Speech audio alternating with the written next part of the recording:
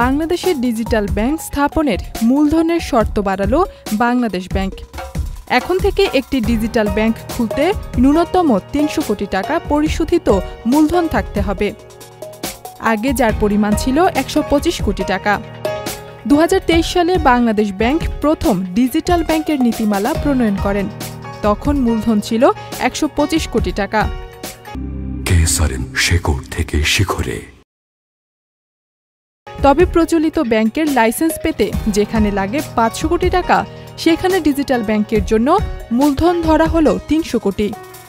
Licence প্রদান করা হবে ব্যাংক কোম্পানি আইন অনুযায়ী, আর পেমেন্ট সেবা চলবে পেমেন্ট অ্যান্ড সেলসমেন্ট রেগুলেশনের আওতায়। ডিজিটাল ব্যাংকের অন্যতম বৈশিষ্ট্য হল এটির কোনো শাখা, এটিএম বা সিডিএম থাকবে না। সব সেবা হবে মোবাইল অ্যাপের মাধ্যমে। গ্রাহকরা পাবেন ২৪ ঘন্টা অনলাইন সেবা।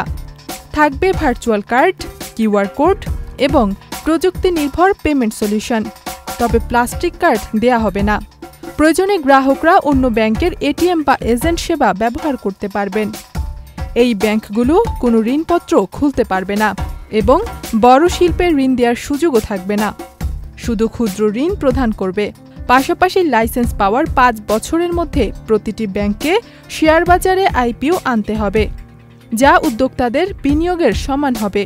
বাংলাদেশ ব্যাংকের এই উদ্যোগ এমন সময় এসেছে যখন বিশ্ববাজারে ব্যাংকিং ব্যবস্থা শাখাভিত্তিক সেবা থেকে সরে ডিজিটাল ব্যাংকিংয়ের দিকে যাচ্ছে।